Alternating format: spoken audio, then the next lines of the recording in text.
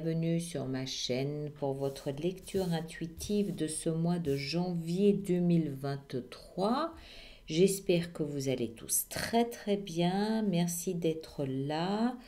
Vous voyez tout, vous voyez tout. Alors, voyons voir. Arcane majeur, on a la mort et la renaissance ici. On a le jugement ici, on a les amants ici et on a le diable. Le diable en fin de mois, en clôture de mois de janvier. Pas de panique, on va voir de quoi il s'agit. Bon, de toute façon, vous n'y échappez pas, hein, comme les autres, il y a toujours ces cartes un peu bizarres. Notez les amants en milieu de lecture, quand même au milieu de votre jeu, pas mal. Et puis au niveau sentimental, ça a l'air de très bien se passer. Professionnel aussi, on va voir. Alors, avec le jugement ici, dans ce que vous souhaitez le plus, clairement, là, vous aussi, mais comme pratiquement tous les autres signes, on est dans un virage où il s'agit vraiment ici maintenant de renaître de ses cendres, de s'offrir une deuxième chance peut-être. On va voir, on va rentrer dedans. Alors, on a ici comme énergie influence de l'extérieur de la vie, de l'univers pour ce mois de janvier, l'impératrice, hein, pour vous. L'impératrice, c'est la bonne maman. C'est celle qui va vous protéger, qui va vous prendre sous son aile parce que vous avez, je ne sais pas, parce que vous avez une patte cassée, elle va s'occuper de vous, elle va vous nourrir, elle va vous protéger, elle va vous aimer, voilà, elle va faire en sorte que le plus vulnérable se sente en sécurité, le temps qu'il se retape, qu'il se requinque, et elle va lui permettre après de repartir, de recommencer sa vie. L'impératrice, c'est Gaïa, c'est la terre-mère, c'est celle, en fait, symboliquement, elle protège un nouveau début, un nouveau commencement, elle fertilise, elle féconde quelque chose de nouveau pour lui donner naissance et lui permettre de vivre sa propre vie après.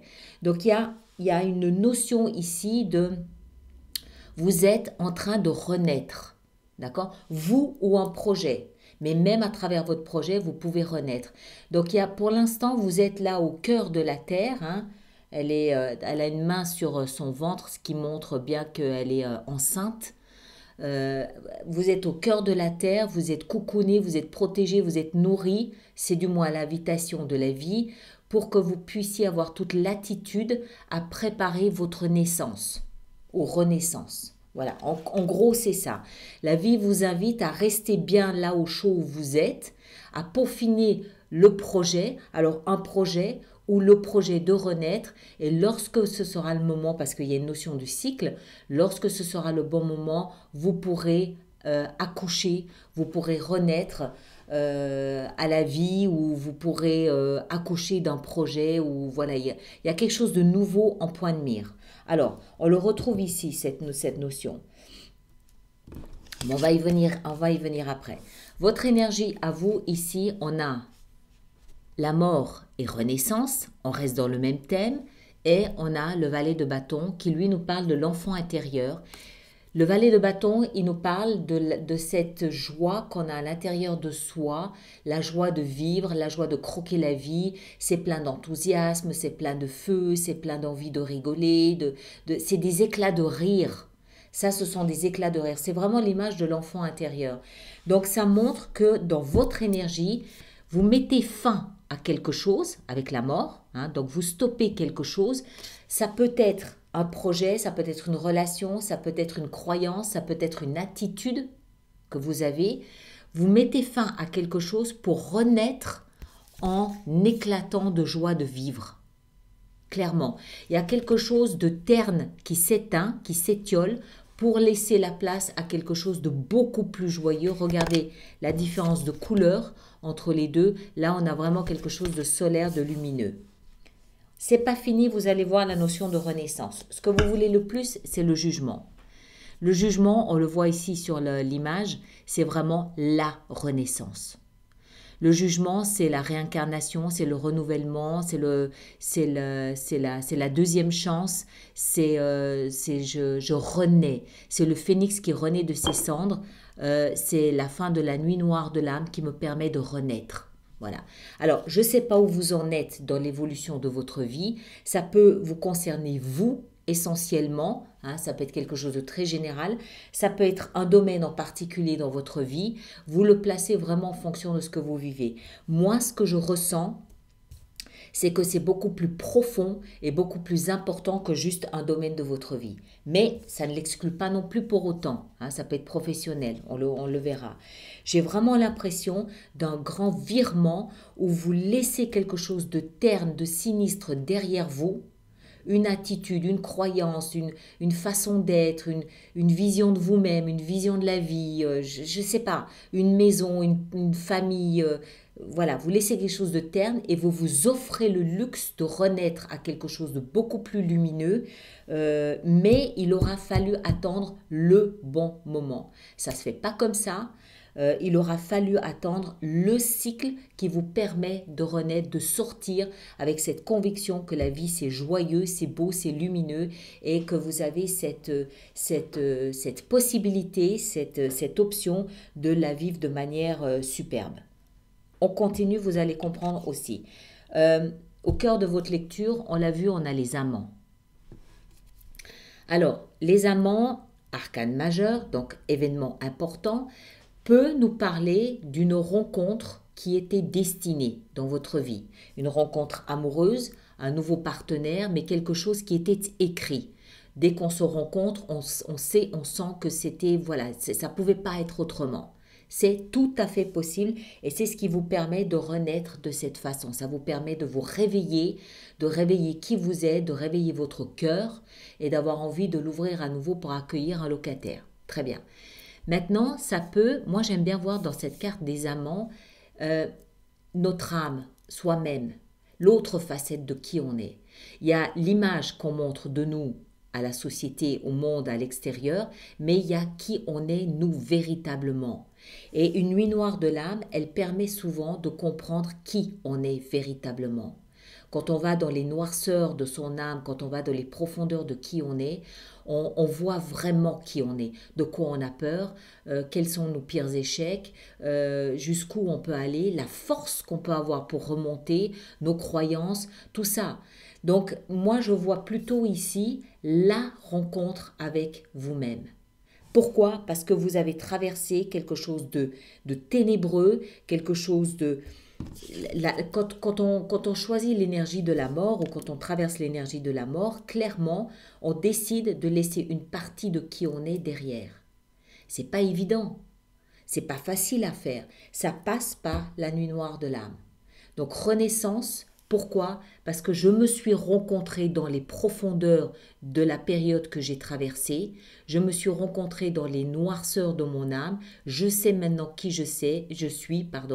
Je décide de remonter, de renaître, de sortir de là où je suis et d'aller vers la lumière. Pourquoi? Parce que c'est le cycle qui me permet de le faire. La graine là qui contient le germe, à un moment donné, ce germe, il décide qu'il est temps qu'il sorte. Il comprend que c'est le moment. Le soleil est là, il comprend qu'il doit percer la pellicule et qu'il doit éclore. C'est un peu ce mois de janvier pour vous. C'est le moment d'éclore parce que c'est la fin du cycle. Pourquoi? Encore je dis ça, parce que dans le défi que vous avez la 4 d'épée. On voit très clairement ici sur la caricature que cette jeune femme, elle est dans un nid. Le nid, c'est vraiment son cocon, c'est l'endroit où on se sent en sécurité. Et elle a emmené dans son nid son cœur. Son cœur avait été broyé, son cœur avait été blessé, 3 d'épée. Cœur broyé, cœur brisé. Donc elle va aller s'isoler dans un endroit où elle sait qu'elle est en sécurité, hein, dans le ventre de la terre par exemple, hein, symboliquement bien sûr. Dans le ventre de la terre, elle sait qu'elle est protégée, elle sait qu'elle est en sécurité et elle sait qu'elle est autorisée à n'en sortir que lorsque elle sentira qu'elle est suffisamment forte pour le faire, exactement comme le germe. Donc, moi, je pense que ce mois de janvier signe vraiment la fin d'une traversée du désert pour vous, où vous décidez qu'il est temps de sortir, d'éclore. Vous avez senti la chaleur du soleil sur votre pellicule. J'utilise des métaphores un peu simplettes, hein, mais ça vous permet de bien comprendre le processus dans lequel vous vous trouvez, vous vous situez. Il y avait au mois de décembre toujours cette noirceur probablement, et là, janvier, le soleil vient ici vous chauffer et vous faire comprendre qu'il est temps de renaître, tout simplement. On continue. Vie sentimentale, 10 de denier. Tout va bien. 10 de denier nous parle de stabilité, de protection, de sécurité, de longévité, du clan, de la tribu, de la famille. C'est l'arbre généalogique, c'est le patronyme, c'est la famille dans laquelle je suis en sécurité, je me sens bien. Je sais que j'ai ma sécurité dans cette tribu-là. Alors, comment est-ce que je dois dire ça? Ça peut nous parler d'un mariage de longue date dans lequel vous vous sentez en sécurité. Et si ce n'est pas la sécurité du lien, ça peut être la sécurité financière. Parce que le denier nous parle aussi d'argent. Ça peut aussi nous parler d'héritage. Si vous héritez de l'argent, on comprend la sécurité, mais vous pouvez aussi hériter de principes, vous pouvez hériter je sais pas, de philosophie, d'idées qui vous font, ou de principes qui vous font vous sentir en sécurité dans cette tribu-là. Il y a vraiment une notion de ça, c'est mon territoire familial et là, je me sens bien, je me sens en sécurité. Oups là. Vie professionnelle, alors ça peut aussi concerner quelque chose au niveau professionnel parce qu'on a le valet d'épée. Le valet d'épée, de fait que c'est un valet, nous parle d'un nouveau départ dans la communication. La communication, elle peut être écrite, elle peut être verbale, ça peut aussi être un enseignement. Peut-être que vous vous lancez dans quelque chose qui a à voir avec une transmission de connaissances ou vous retournez vous sur les bancs d'école pour apprendre quelque chose. Ou alors, ça peut aussi nous expliquer que vous communiquez autour d'un nouveau projet professionnel ou financier. Ça vous donne des idées. On le voit d'ailleurs, il y a des ampoules, on a des idées, on pense, on communique, on fait peut-être aussi des démarches sur Internet. Bref, il y a une pulsion nouvelle au niveau professionnel avec quelque chose à développer, quelque chose à mettre en place. Vie intérieure, on a la 3 de bâton.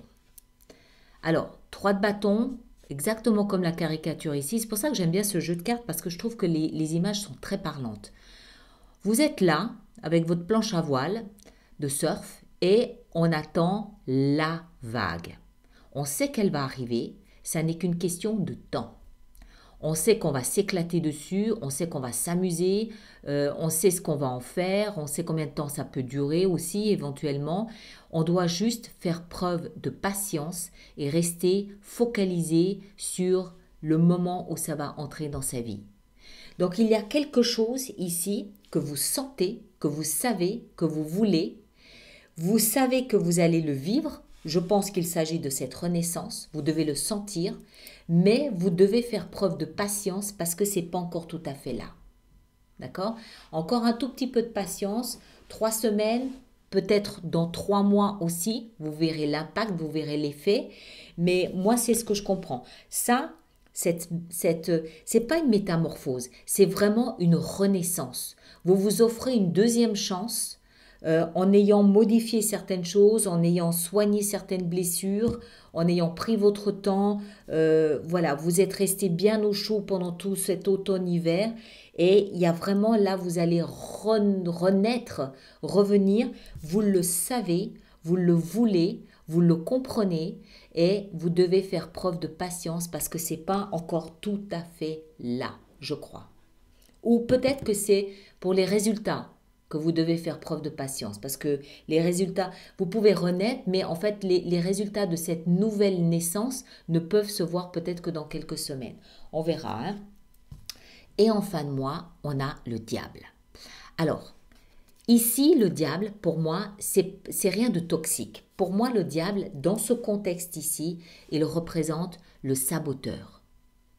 Alors, on va en rajouter une parce que soit vous avez votre petit saboteur, votre petit critique interne qui vient vous embêter, soit en renaissant, vous lui mettez un grand coup de pied aux fesses et il dégage de votre vie. Il a pu être là avant. Et toute cette renaissance peut concerner en fait un travail que vous avez fait intérieur où vous avez dû apprendre, alors non pas à maîtriser, mais peut-être à canaliser cette voix du critique intérieur, cette voix du saboteur. Je pense que c'est quelque chose comme ça. Mais on va en rajouter une pour pour être plus sûr. On va en rajouter une. Qu'est-ce qu'on a? On va prendre celle-ci. Ouais, 3 de denier.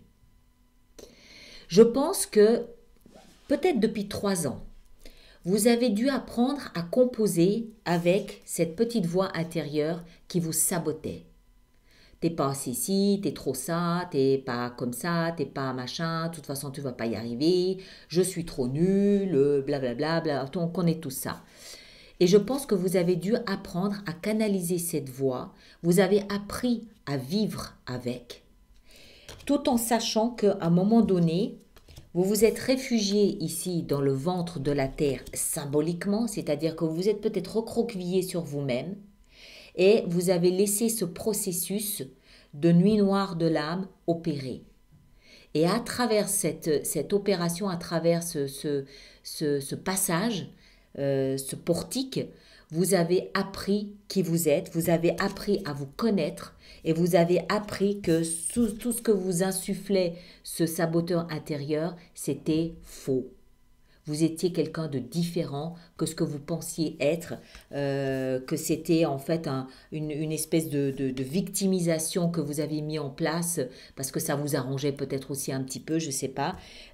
Et en fait, c'est vraiment le poisson fort et puissant qui sort aujourd'hui en mois de janvier, je pense. Et là, vous arrivez à vraiment... Ok, ça c'est le saboteur intérieur qui me dit ça, mais moi je sais que je suis comme ça, je sais que je suis capable de faire ça, je sais que j'ai ces qualités, ces compétences-là, et je sais que je peux y arriver. Et je pense que c'est vraiment le cadeau de ce mois de janvier pour vous. Vous nous le direz dans les commentaires, d'accord ? Alors maintenant, l'extension. Donc tous ceux pour qui cette lecture fait résonance, je vous rappelle qu'il existe une extension. Elle est dans la boutique alice-nicolas.com. Et tous ceux qui vont régulièrement acheter des extensions, je vous rappelle qu'il existe un abonnement aux extensions de 3 mois, de 6 mois ou de 12 mois. Et toutes les informations se trouvent dans la rubrique abonnement du site internet. Et ces abonnements sont quand même économiquement plus intéressants pour vous puisqu'il y a des rabais en fonction du temps, en fonction du nombre d'abonnements. Voilà, voilà, voilà. Alors, voyons voir. Votre énergie ici, qu'est-ce qu'on a? Justice. Super. Alors, après, avec le jugement, là, qu'est-ce qu'on a? On a la tempérance. Très bien. Les amants, qu'est-ce qu'on a avec les amants? 7 d'épée, révélation. Très bien. 4 d'épée ici dans le défi qu'est le vôtre. 9 de bâton. Ici, dans la vie sentimentale, qu'est-ce qu'on a? 5 d'épée. D'accord. Le valet d'épée dans la vie professionnelle, 8 de denier. Très, très bien. 3 de bâton ici dans votre vie intérieure. On a la 3 de denier. Très bien. Ça montre que vous êtes vraiment, pour moi, ça montre que vous êtes vraiment en équilibre. Vous arrivez à comprendre un petit peu comment ça se passe à l'intérieur et dans la tête et dans l'âme et dans le cœur et au niveau énergétique, comment ça se passe. Et vous arrivez peut-être un petit peu plus à composer avec tout ça. Et en fin de mois, on retrouve notre impératrice. D'accord? Elle est votre protectrice pour ce mois de janvier. Voilà mes très chers. Alors, merci de bien vouloir partager, liker, vous abonner si ce n'est pas déjà fait. Laissez vos commentaires sur YouTube pour les autres personnes du signe du poisson pour qu'ils puissent savoir comment vous gérez ces émotions. Allez voir votre signe ascendant au moins et peut-être aussi signe lunaire de lune. Pour faire une synthèse des 3 lectures, vous aurez quelque chose de beaucoup plus personnalisé parce que ça reste des lectures générales évidemment. En dehors de ça, ceux qui me rejoignent pour l'extension, le lien sera là-dessous ou sur le site internet et on se retrouve en février. D'accord? Merci à vous tous et à très bientôt.